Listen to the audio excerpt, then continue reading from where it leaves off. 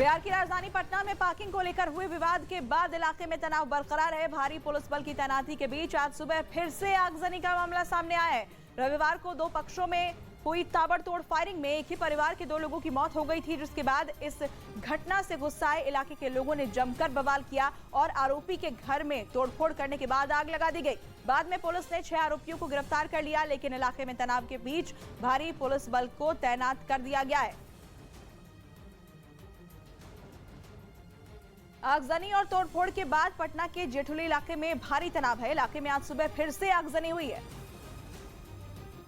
बिल्कुल, देखिए सीधी तस्वीर हम आपको दिखाते हैं पटना से सटे जेठुली इलाके का, जहां पर भारी पुलिस बल की तैनाती की गई है और वहीं दूसरी तरफ जो उमेश राय के लोग हैं वो भी सड़कों पर उतरे हुए हैं और साथ ही जो चंद्रिका राय हैं जिनको चनारिक राय के नाम से भी जाना जाता है, उनके भी लोग सड़क पर उतरे हुए हैं और पूरी तरीके से माहौल जो है वो तनावपूर्ण बना हुआ है। अब से थोड़ी देर पहले उमेश राय के घर के पिछले हिस्से में आग लगा दी गई है। जो गुस्साए लोग थे उन लोगों ने आग लगा दिया है और अभी पूरी तरीके से जो माहौल है वो तनावपूर्ण बना हुआ है। ये सामने ये घर है जहां पर कल आग लगाई गई थी। आप तस्वीरों में भी साफ तौर पर देख सकते हैं कल जो यहां पर घर पर लोग हमला बोले थे, ये घर जो है वो उमेश राय का बताया जा रहा है, जिसमें पूरी तरीके से आग लगा हुआ है। तो पटना से हम कुछ देर पहले की तस्वीर आपको दिखा रहे हैं, जहां पर मामूली बात पर आगजनी और तोड़फोड़ इससे पहले हुई और आज सुबह भी वहां पर आगजनी की जानकारी मिली है। पटना से हमारे सहयोगी चंद्रमोहन हमारे साथ बने हुए हैं। चंद्रमोहन, अभी किस तरह के हालात वहां पर दिखाई दे रहे हैं? और जैसा कि आपने बताया, आपकी रिपोर्ट में भी हमने देखा कि घर के पिछले हिस्से में एक बार फिर से वहां पर आगजनी की गई है। पुलिस की मौजूदगी में यह आगजनी कैसे हुई? बिल्कुल, देखिए सीधी तस्वीर आपको जेठुली की दिखाते हैं, जहां पर एक गैस गोडाउन है और उसमें गुस्साए लोगों ने आग लगा दिया है। दरअसल ये सब कुछ घटना जो परिवार के लोग हैं उनका आरोप है कि पुलिस के सामने हुई है और सबसे बड़ा सवाल यह है कि कोई अत्याधुनिक हथियार लेकर पहुंचता है, एक परिवार और उनके परिवार से जुड़े हुए लोगों के ऊपर फायरिंग करता है और पुलिस बिल्कुल बौनी साबित होती है। शायद यही वजह है कि लोगों के मन में गुस्सा है और यही वजह है कि लोग अपने गुस्से का इजहार कर रहे हैं। उनका जो घर है उमेश राय का, उनके घर में लोगों ने आग लगा दिया। उसके बाद फायर ब्रिगेड की टीम पहुंची, कल शाम में उस आग को बुझा लिया गया था, लेकिन लोग एक बार फिर से यह जानना चाहते हैं कि आखिर जो उमेश राय हैं उनका आतंक कब तक चलता रहेगा। और यही वजह है कि लोग जो हैं इस इलाके में पूरी तरीके से गुस्से में हैं।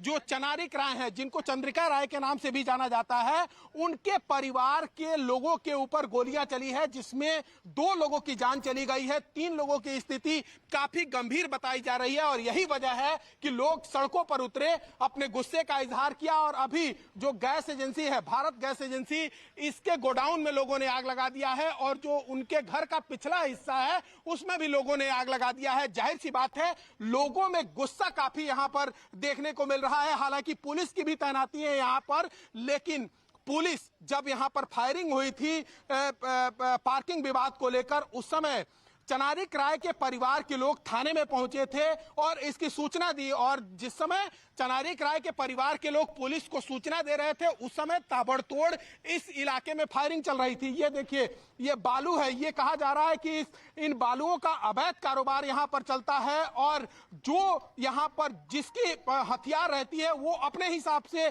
इस इलाके को ऑपरेट करता है, जबकि जो यहां के रहने वाले लोग हैं, खास तौर पर जो चनारिक राय के परिवार से जुड़े हुए लोग हैं, वो पुश्तैनी यह मानते हैं कि उनका जमीन है और उस पर जबरन कब्जा करने की कोशिश की जा रही है। और यही वजह है कि लोग कल जब पार्किंग का विवाद हुआ उसके बाद लोगों ने विरोध किया और विरोध के बाद फायरिंग हो गई।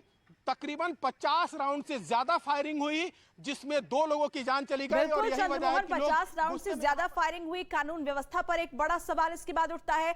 लोगों में गुस्सा है, नाराजगी है, लेकिन क्या पुलिस लोगों से बातचीत नहीं कर रही, उन्हें समझाने की कोशिश नहीं की जा रही? जिस तरीके से आगजनी की तस्वीरें हम देख रहे हैं, इस तरीके से कानून को अपने हाथ में लेना भी जायज नहीं है। बिल्कुल देखिए, एक तरह से कहा जाए तो परिवार के लोगों का, जिनके परिवार के लोगों की मृत्यु हो चुकी है, मौत हो चुकी है फायरिंग में, उनका सीधे तौर पर यह आरोप है कि पुलिस के देखरेख में यह सब कुछ हो रहा है। अवैध बालू की कारोबार की बात करें या फिर यहां पर एक फैक्ट्री चलता है उसकी बात करें, और यही वजह है कि लोगों का गुस्सा जो है वो सामने आया है। उनके परिवार से जुड़े हुए एक व्यक्ति हमारे साथ मौजूद है। ये बताइए, क्या नाम हुआ आपका? आदित्य राजन और छोटू। ये बताइए कि जिस तरह से कल फायरिंग हुई थी उसके बाद मन में किस तरह का दहशत है? बहुत हम लोग तो बहुत डरे हुए हैं और हम लोग प्रशासन से रिक्वेस्ट कर रहे हैं कि उन लोगों को पकड़ा जाए और हम लोगों को इंसाफ दिया जाए। बहुत डर का माहौल है। बहुत हम लोग सोच रहे हैं कि हमारा ही परिवार का 2 बच्चा चला गया है और इस तरीक़ा से बहुत मतलब क्या बोले कि पटना से स्पेशल शूटर मंगाया हुआ था कल। पता नहीं, पहले से ही वो लोग मूड बना कर रखे थे और हम लोग निहत्था थे।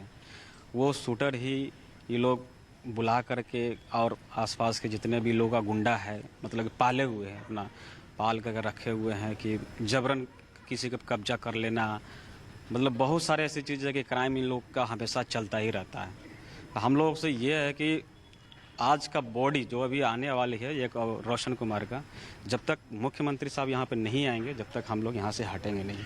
तो मुख्यमंत्री के आने का सीधे तौर पर ये परिवार के लोग इंतजार कर रहे हैं और ये गैस गोडाउन है जहां पर आग लगी हुई है। आगे का भी हिस्सा जो उमेश राय का घर है उसको भी हम आपको दिखाएंगे, जहां पर लोग गुस्से में निकले थे और उसके बाद उनके घर में आग लगा दिया था। तो जाहिर सी